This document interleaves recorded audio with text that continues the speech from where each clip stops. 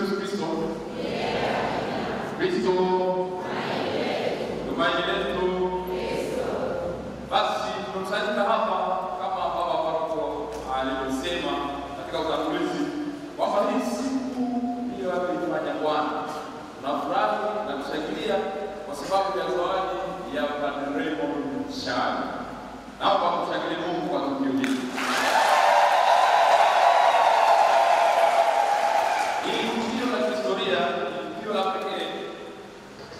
Ni tukio la pekee katika maisha yake.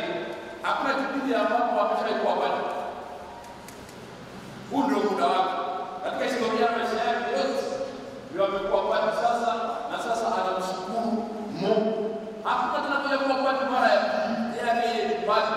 Kwa hiyo tukusanyika hapa tukiwa na lengo moja tu, tunaomba Mungu asante kwa zawadi ya Padre Raymond Shani. Kama wewe una mambo yako, unakuja kukusumbua, unamshukuru kitu gani unataka kutumia jana, au sijui inaumwa, ina malaria, yote hiyo vichanganya hapa vipeleke kwa ajili ya shukrani kwa ajili ya Padre wetu.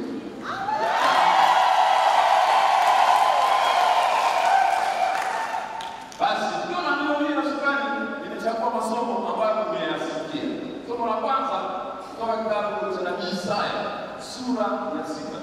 Mstari wa kwanza mpaka nane. Umesikia wito wa Isaya. Isaya somo la kwanza nasema kipindi kile alipofariki mfalme Uzia. Nataka kuelewa somo vizuri. Ucheki pia umetokea kipindi gani? Ndio utaelewa kama mazingira na Biblia unaelewa vizuri. Lakini kwa kusoma tu kwenye mistari pekee yake utakuwa unaelewa vitu vizuri. Lakini kipindi kile usikiri mwandishi ameandika tu bahati mbaya. Angeza kuacha tu. Andika hizi Isaya na Biblia. Sasa kipindi kile alipofariki mfalme Uzia. Mfalme Uzia alikuwa na jina jingine, alikuwa anaitwa Azaria. Huyu alikuwa ni mfalme wa 10 wa taifa la Israeli. Nataka kusoma vizuri, nataka kusoma kitabu cha pili cha Mambo ya Nyakati sura ya 26 kuanzia mstari wa kwanza, ambapo huyu mfalme alikamana vizuri, aliongoza kwa muda wa miaka 92. Alikuza maisha ya watu wengi, alikuwa maarufu sana. Sifa zake tunaambiwa zinaenda mpaka Misri. Misri kipindi hicho ni kama Marekani sasa hivi. Ilikuwa ndio super power. Ndio ilikuwa na nguvu katika dunia hii. Kwa hiyo sifa za huyu alikuwa vizuri. Katika Israeli sifa zinaenda mpaka Misri. Sasa huyu mfalme Uzia alikosea kitu moja. Aliingia madaraka ambayo si yake. Ukisoma kitabu cha Mambo ya Nyakati sura ya 26 kuanzia mstari wa 18 utaona wakati makuhani walikuwa karibu na makuhani 80 wapo hekalu. Kazi ya kuhani zinajulikana. Waliotoka katika kabila la Mungu. Kazi yao ni kuingia patakatifu, kufukuza wakubwa, kuombea watu, kupatanisha watu na Mungu. Sasa huyu mfalme Uzia, kutokana na zile sifa za nje, tuashumu tuseme kama Uzia alikuwa ndio rais. Kwa mfano rais yake hapa hawezi kama kuingia kazi za baba. Hawezi. Akija hapo hawezi kuanza kusema sijani. Baba yake. Baada ya kuona nino. Akija akae hapo asubiri niende sasa sisi kwa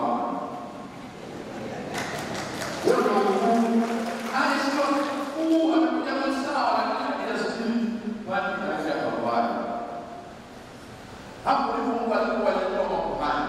Sasa wacha na hiyo tunatoa mfano ili uweze kuelewa rahisi. Sasa huyu mfalme Uzia aliingia hekaluni kwa sababu yeye alikuwa mpuuza. Akaona ni makuhani wao karibu 80 wanaingia katika patakatifu wakifukuza uvumba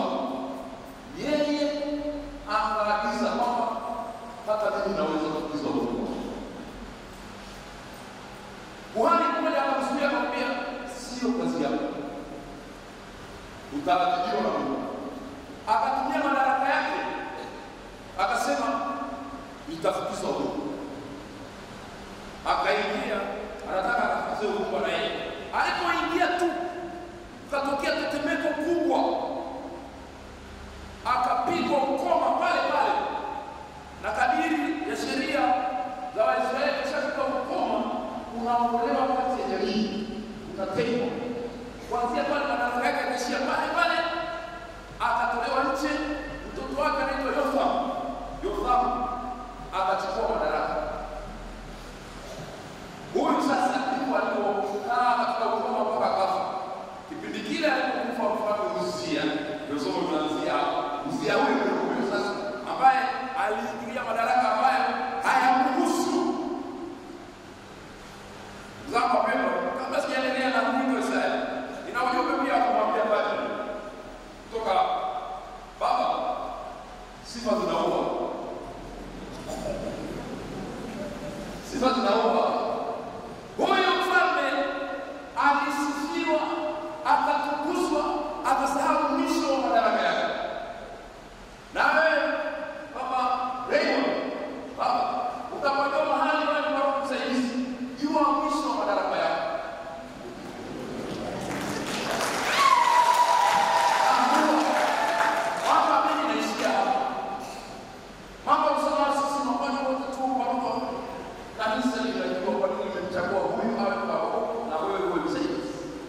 Anza kwanza jifunze. Usikubali kuanzisha vita kwa roho yako. Usiingie madaraka ambayo sio ya kwako. Utapigwa na ukoma ndugu yako. Kwa hiyo na watu wengine ambao kazini mnapambana na watu kwa sababu ya dhehebu. Mjue pia mwisho madaraka yenu. Mnapambana na wenzenu kwa sababu mnaingia madaraka ambayo hayawahusu. Usifungue mdomo mchana kwa kikohozi cha jioni.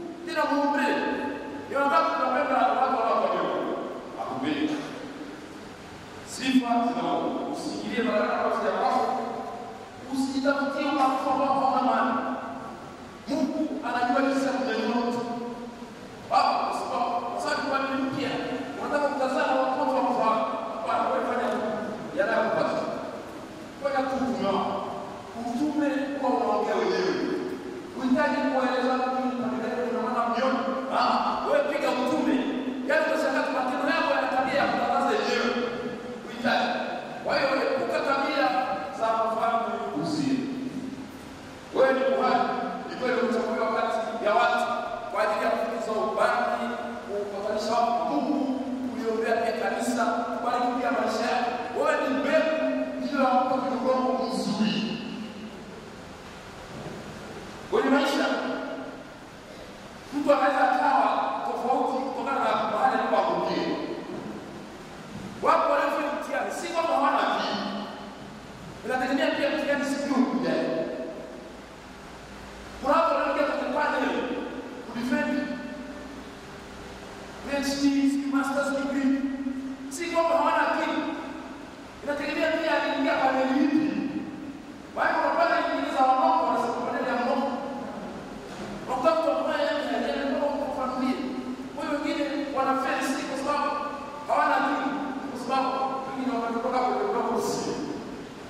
Lakini mimi na hakika wewe unaingia kwenye roho mzuri, kwenye uhai, ni wewe tu. Kuna sijui mke wako hajarudi, sijui kalalaje, ni wewe mwenyewe mpaka mwisho. Wewe unaiko wapi? Kama tunaomba unaona kikombe kanisa iko hapo, tutoe mfano mzuri tuweze kuelewa au tuchukue kwa simboli. Ndio kama matendo wa mimi wanaelewa zaidi. Praise. Unaona hii simboli? Hakuna siku utatoka kuna Yesu. Nakwambia hata tuishike vikombe vipi? Tuseme wewe unachukua kwenye Yesu au tuongee uji. Utaikuta kanisani imebeba ekaristi hostia na ekaristi tu, yani ndio kazi yake tu. Hakuna kazi. Na huyu jamaa ndio ameingia kwenye kitu kama hiki, ameweka watu mpaka wa Mungu. Kwa hiyo kazi yake ni kwa ajili ya kuwatakatifuza watu, kuwaombea, kuwaunganisha na Mungu, na yeye pia kubariki maisha yake. Kwa hiyo huyu ametengwa rasmi kabisa kwa ajili ya utumishi wa Mungu. Hakuna matumizi mengine. Kwa hiyo kama kuna mtu anaenda kwa sasa vile kama switi hati mambo, sikudani na nini, na sheria ya zamani.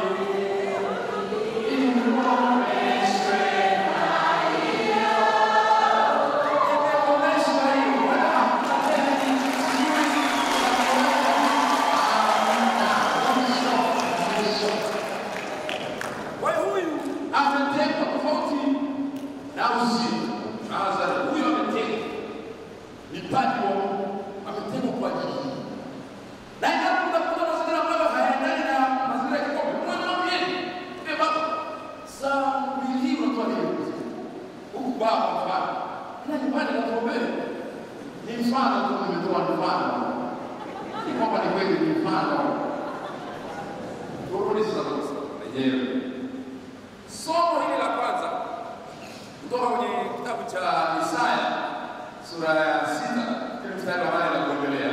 Nilikosea mwanzo pale. Mstari wa 8 na kuendelea. Isaya anaitwa na Mungu, lakini anaona maono makuu. Anaona mandhari ya mbinguni, kati ya manabii waliona mandhari ya mbinguni. Isaya yuko. Isaya anaona mandhari ya mbinguni. Anaona maserafi. Maserafi ni malaika renki ya kwanza, renki ya hali ya juu, malaika wa hali ya juu kabisa. Hata zaidi ya maserafi wanamwimbia Mungu, wanasujudu, na hekalu limejaa utukufu wa Mungu. Wanasema mtakatifu, mtakatifu, mtakatifu. Wanarudia mtakatifu, mtakatifu, mtakatifu. Isaya alipoona hivyo, kweli amesema ni mwisho wangu, nimeisha. Mimi nimekuwa Mungu, hakika Mungu. Mungu anatia nguvu, anamwambia hautakuwa. Sijali. Isaya anajua yeye ni nani. Mimi ni mdhambi. Mimi nimetoka kwenye jamii mdomo mchafu. Sio mtu safi. Baba, Isaya alikuwa mwenyewe, na wewe mwenyewe. Wale wanaomba uweze sema usijitumue kwa mnyofu. Kile pia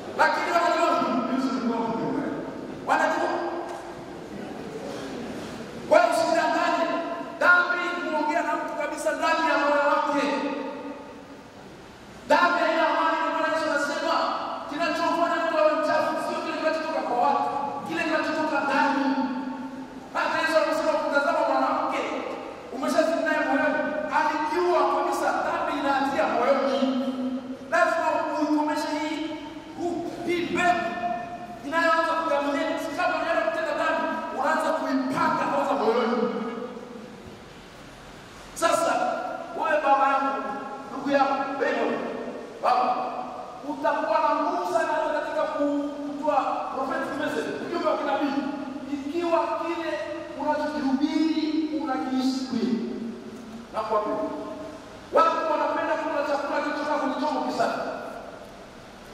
Chombo kikiwa kichafu watakuwa wanakula kwa wakati.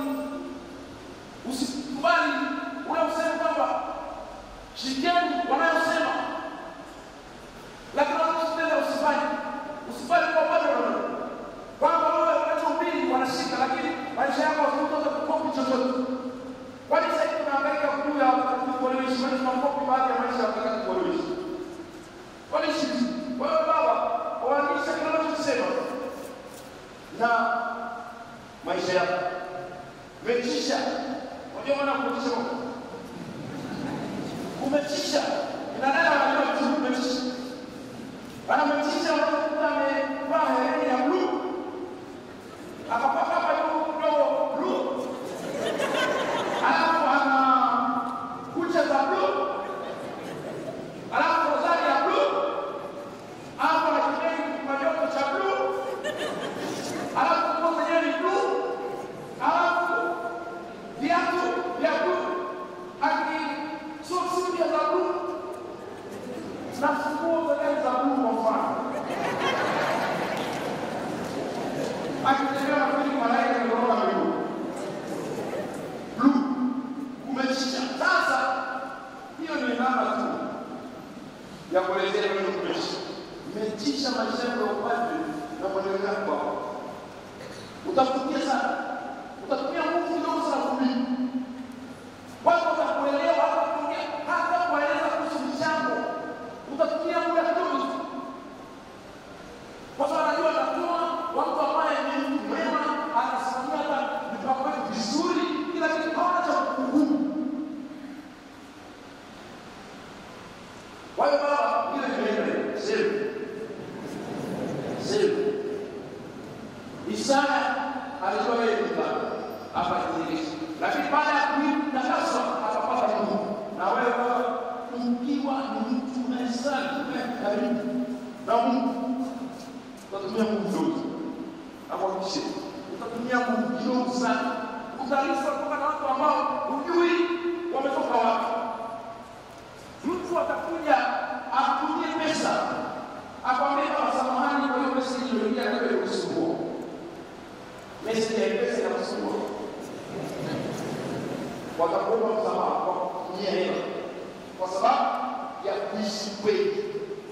Isaya nakumbuka Elia hizo na Jezebeli, lakini Mungu akakupa nguvu amlishi akapata kwa mrefu siku 40 bila kula kitu kingine.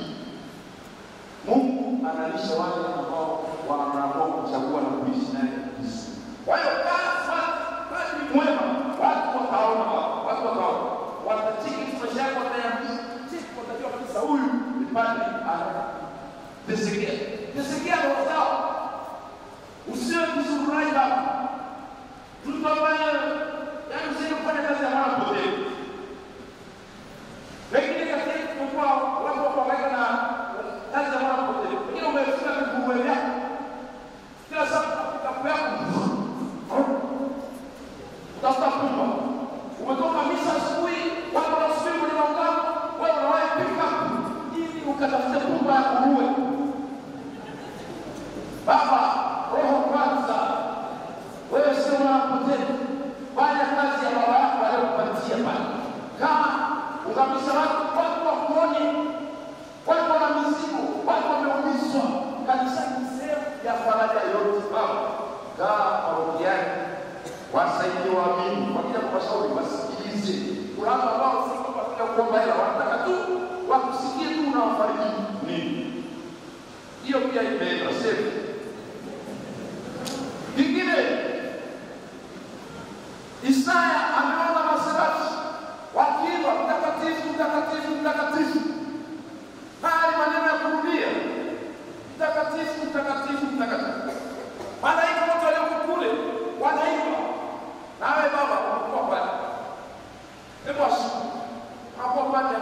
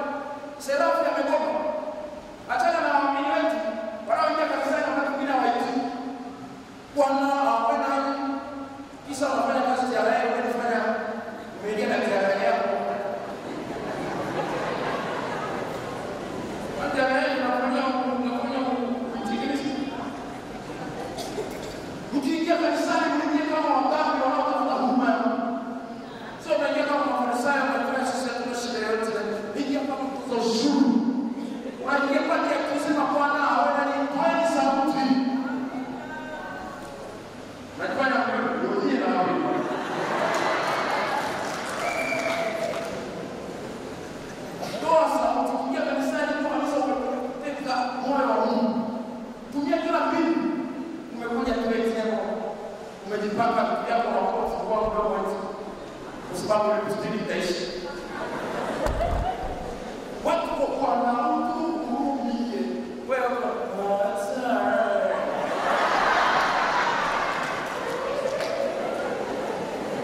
Bini kwetu usipo. Kwa sababu leo kama chini na walimu kutana itaisha ile kustiri.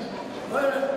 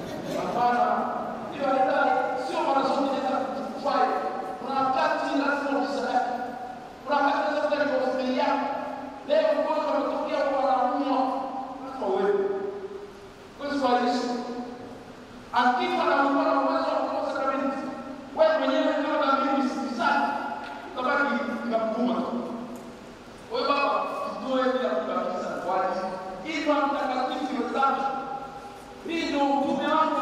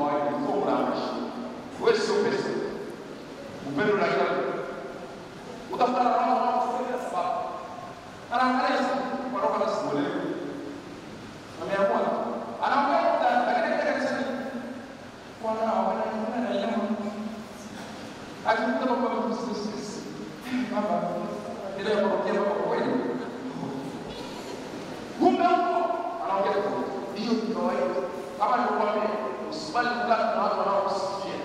Sifa zinaua. Yukuru kama kuna watu walio pale hata wanapatia matatizo. Hao utakubali kwa mbele yao. Utakuwa unataka kila siku kuonyesha kwamba mimi si kweli.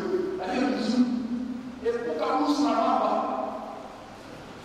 Mama anakupiga ruhusa kweli. Wasoma wanafanya kwa. Akirudi. Ndio hawa sio wewe wao walimu wewe.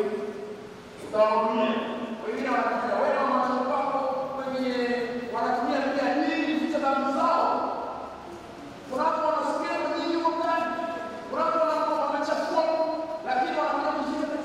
Wengine wanatafuta uongozi na watu wengine kama kupiga simu timu na nini wanakuja. Sasa sisi wakati tunawajua. Hatunafahamu. Ndio maana unaona kama shauri la rais wametupatia watu baadhi ya mtu tunampenda. Unaona kwa roho anasema huyu hapana. Usilaumu wako. Anajua na amepewa kabisa nguvu na katiba ya shauri la rais kwamba anafasi tunapokuwa tunafahamu. Tunajua mtu hivi na hivi kwa hivi. Yeye mnamtangaza ni mwema tunamtaka wewe. Baba anasema hapana. Wewe mtii. Ambi mambo mengine baada ya kutangaza kila kitu cha mtu hadharani. Sisi tunawasikia sisi sio kama nyie wao mnatangaza na kuzetu wale wao na nyingine mnabudu wakati hapo amesimama na mama wa watu anaongea jambo hivi na wanapanga mipango ile kwa kongamano amekaa dakika 2 4 sasa kama mama anafagia kule anakuwa yao nitega mabati. Kuna suluhisho kwa mengi.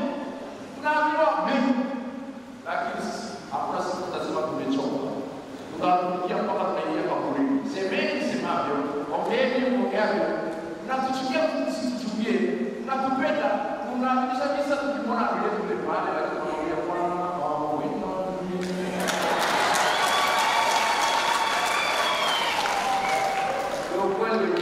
sisi sio kama wanandoa wewe ni wenyewe kwenye ndoa. Mkichoka kumzika. Hapa hamna kwaje. Wakati kieleweke. Umeenda kutamani kama kuchukia hata wakupendi unakomaa. Wakati kieleweke. Muumini upande unanichosha naenda kwa baba. Hata na mshauri yeye mkiona sio nini bado kuna msemo sigani kwenye magazeti huko. Tunasema kwa Israeli na Paulo. Paulo. Yeye mlio leo na Paulo mnaendelea.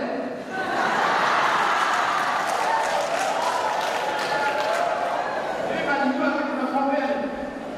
Sio nini naenda shule kwa Baba kama nimeshika kichoko nimeshika.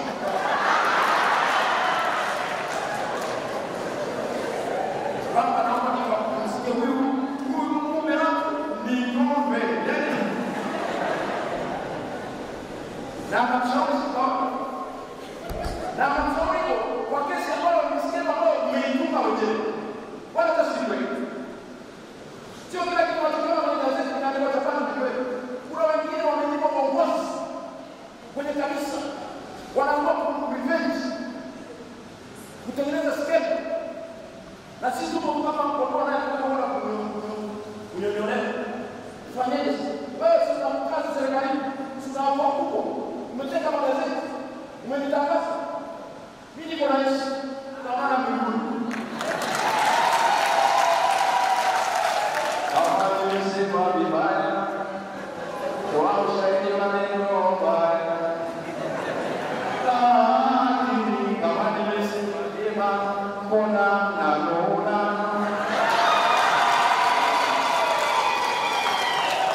tunataka pendo. Sisi ndio watumishi. Tunajua kujizuia. Tunawaombea zaidi. Hii tunakazana kutangaza na mzee. Sisi tunajua sababu katika uhalisia wote lakini tumekaa kimya. Hata wanabaza. Lakini nawaombea jifunzeni kuwa na roho ya kuwapenda wapati wetu. Wapendeni wapati wetu. Mtu anafika miguu yako. Mtu anafuata mpaka mtakatifu miguu yako. Anafungamisha wewe mwenyewe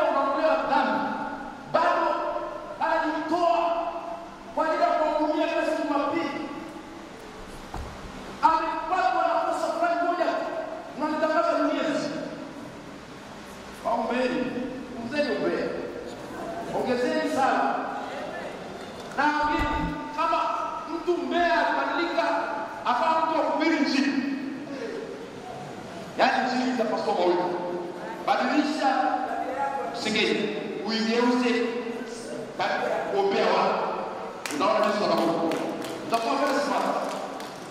Uzanga wapendwa. Somo la pili. Kutoka kitabu cha Ufunuo wa Yohana. Sura ya 10, kuanzia mstari wa kwanza hadi 11. Haya ni maono ya kimbingu vile. Huyu Yohana mwinjili, sio mbatizaji. Kitabu cha Ufunuo wa Yohana. Maono haya alipata akiwa kwenye kisiwa kinachoitwa Patmos huko Efeso. Na alipata kwa sababu kilichokuwa kuna madhulumu ya dini. Alipata mmoja anaitwa Mfalme Domitian. Huyo anatesa sana Wakristo. Aliamuru Kristo iondolewe. Yeye akatangaza Mungu. Machapisho yakachapishwa yakaenda maeneo mbalimbali. Machapisho yalifika mpaka Efeso ambapo ndipo kipindi hicho Yohana bado yupo. Kwa sababu walipomuua Yohana kama nabii wa Mungu, wakaamua kumuua, wakamfunga gerezani. Alipokuwa gerezani, baadhi ya Wakristo walikuwa wanateseka huko nje, wakijiuliza, hivi Mungu yupo? Mbona tunateseka hivi? Mbona tunalazimishwa kuabudu Kaisari kama Mungu wakati sisi tushaka kwenye dini ya Kikristo? Yesu ndio kila kitu. Akiwa gerezani, Yohana akapata maono kuanzia sura ya kwanza pale na kuendelea. Ni maono ambayo yanatoka gerezani. Na ndio maana kitabu cha Ufunuo ni kigumu, kwa sababu ni ufunuo uliotokea mtu akiwa gerezani. Na ujumbe ile utoka gerezani lazima ukaguliwe na maskani. Kwa hiyo au message ya hichi kitabu umefichwa. Ndio maana inakuwa ngumu sana kusoma kitabu cha Ufunuo usipokuwa na jicho la pili la tatu au ufafanuzi mzuri. Unaweza kuelewa. Kwa sababu ukisoma unakuwa kama wale maskari. Maskari wanaokagua ujumbe wanashangaa, sijui malaika ameweka mguu wapi, sijui wapi. Hebu pelekeni mjini. Kumbe ilikuwa ni ujumbe wa Mungu. Kitabu ambacho kimeandikiwa gerezani. Sasa mojawapo ya maono ambayo Yohana ameona ya leo, malaika ambaye ameweka mguu wa kulia kwenye maji baharini na wa kushoto kwenye ardhi. Huyu malaika tunaambiwa kwamba ana kitabu.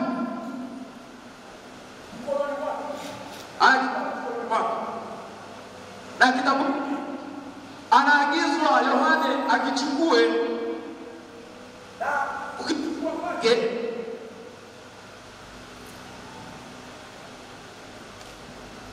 anakichukua kitabu hiki anaitwa akile. Sasa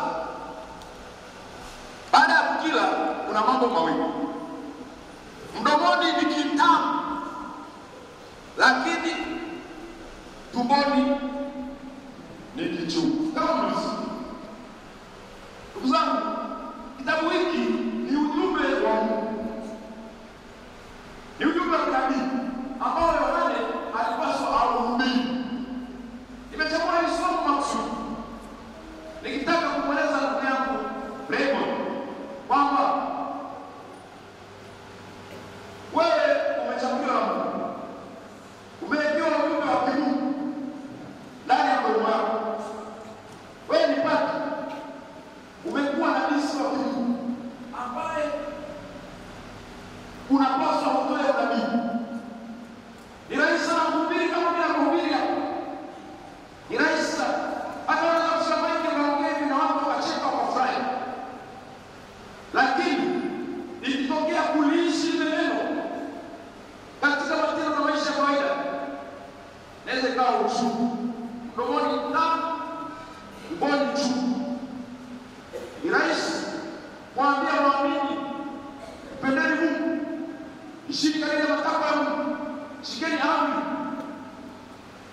Lakini unapofika wewe mwenyewe, takapeleza kabuka anasema, ni rahisi sana kutoa mfano.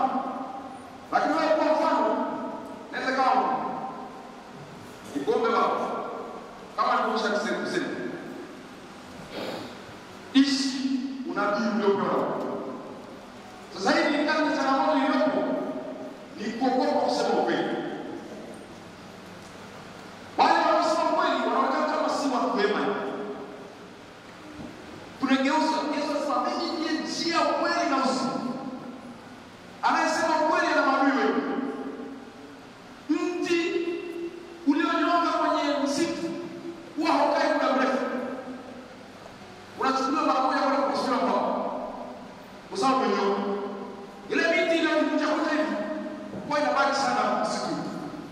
Baba usifanye kwa mtu yule mchaguzi. Sema ukweli.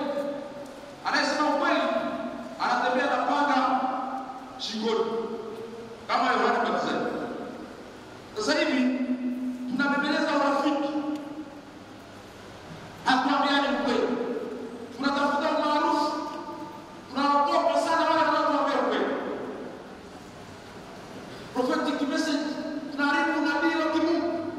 Ule unabii unabatizwa wanasema kwani manabii na wafalme sasa hivi sio watu wa kushuhudia ule ukweli, kwa sababu tunaogopa kusema ukweli.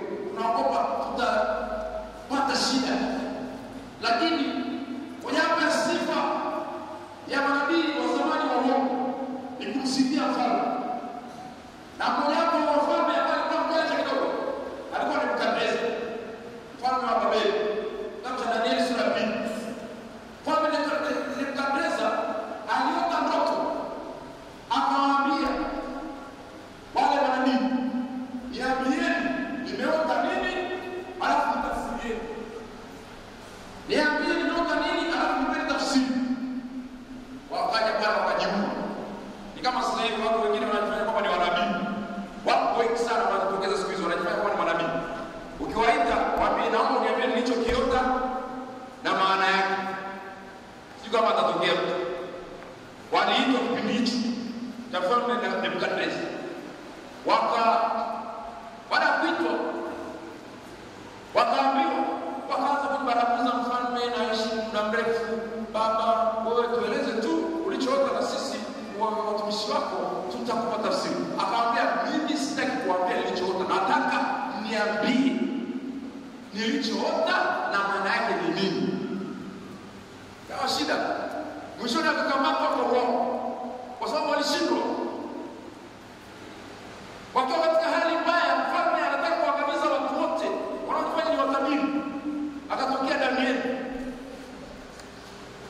Danieli akaambiwa, baada ya kuambiwa akamwambia mfalme, naomba utupatie muda. Danieli akarudi nyumbani. Akaenda kujiunga na Azaria na Misaeli. Wakasali. Wakaomba. Mungu akatoa jibu, akampa Danieli jibu. Baba, mfunze kitu hapo. Wakati wa changamoto, wakati uelewe jambo, jiunge na bado mwenzako msali. Rudi nyumbani. Kasali. Kama Danieli na Azaria na Misaeli. Kuna wakati maisha na jambo unakuta ni gumu. Imekupiga, umepata skendo ambayo huoni njia. Watu wote wanakuona mdhambi. Wanakuona kama huna maana yote.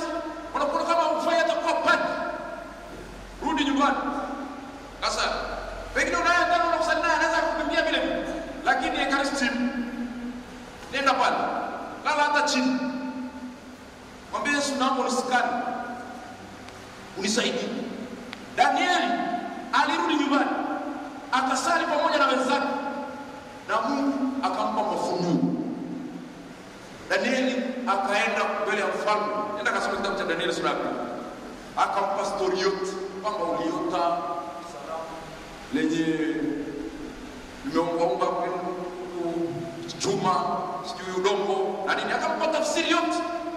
Mfalme akatangaza nchi nzima kwamba sasa hivi Mungu anayepaswa kuabudiwa ni Mungu wa Danieli. Wakina Misaeli, wakina Azaria na Danieli wakapelekwa kwenye ikulu ya mfalme. Wakaenda kuhudumia kwa sababu walimtegemea Mungu wa kweli. Na wewe baba, nikuombe kuwa na ukweli. Sema ukweli. Toa ujumbe wa kinabii. Hili gombo laweza kuwa gumu. Inaweza kuwa kumweleza mtu gumu, ni mtu mkubwa ambaye pengine ana nguvu juu ya maisha yako. Lakini tumia staha. Wengi wetu tunasema ukweli lakini tunasema vibaya. Ndio maana wengine wanakasirika. Unasema ukweli lakini hausemi vizuri. Unausema kwa ukatili. Unasema kama mtu amejishika kwenye kipara cha mtu, usitumie panga kumfunguza. Au tumia Mungu kupiga nzi anayeshika kwenye kipara cha mtu. Utapasua kipara cha mtu.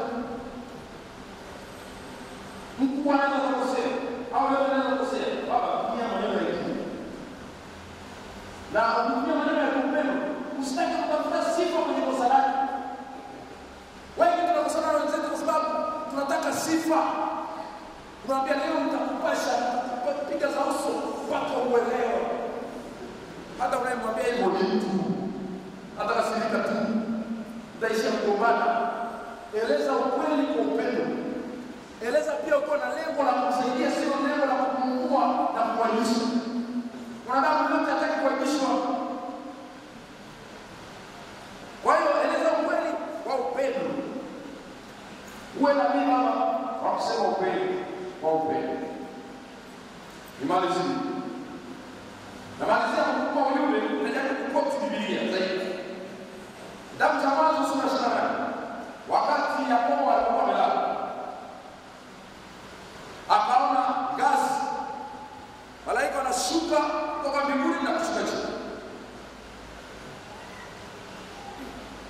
Baadaye pale alipokuwa Yakobo alikuwa anaitwa Rusu, akapaita Betheli.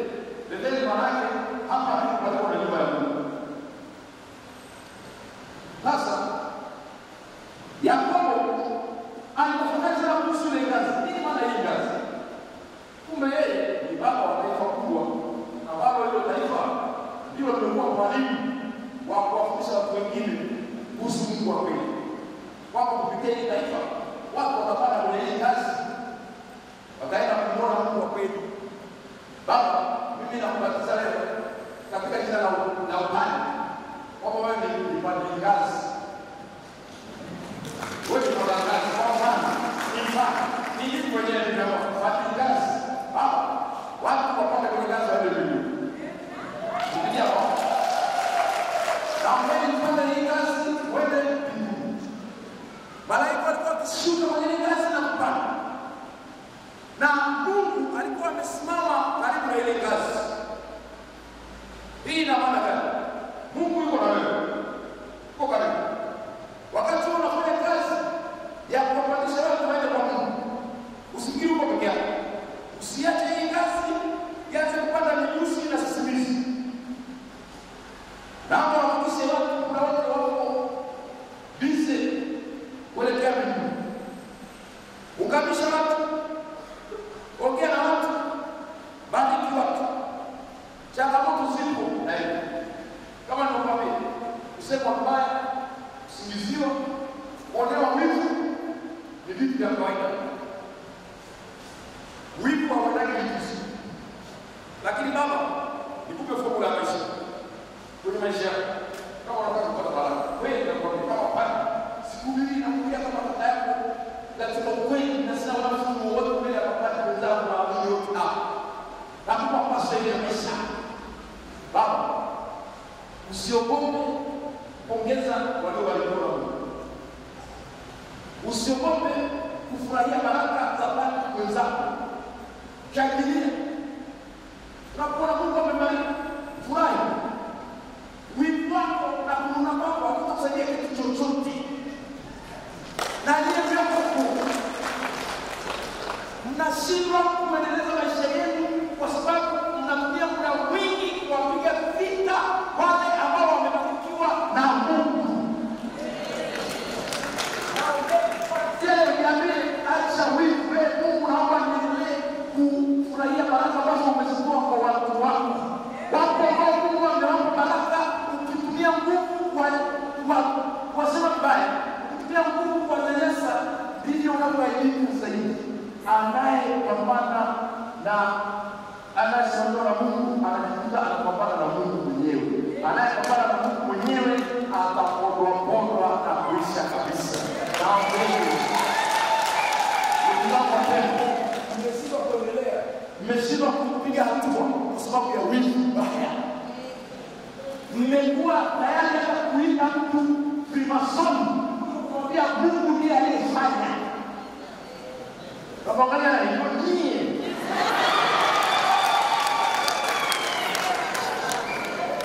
Mnatoka jasho kwa ajili ya kufuta neema ambayo Mungu amezileta. Badala ya kumwinua Mungu na kumwambia Mungu asante. Mmekrea maisha wao, mmetaka watu chini kwenye ardhi.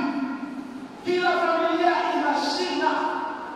Kuna chipukizi inaendelea, kuna chipukizi katika shida la Yesu. Kila familia ina chipukizi ya kuifuta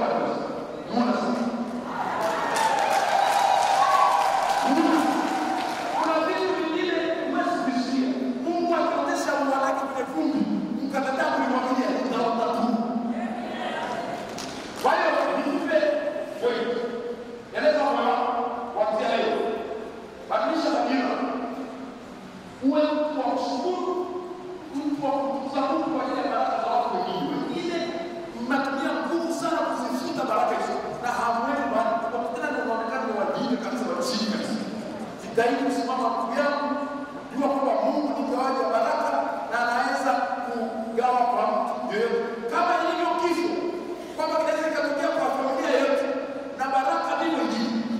Popote pale itatoka. Kama kutegemea kwa kinashayo kutoka pale ndio hiyo kuna nimekula kweli wanatokea.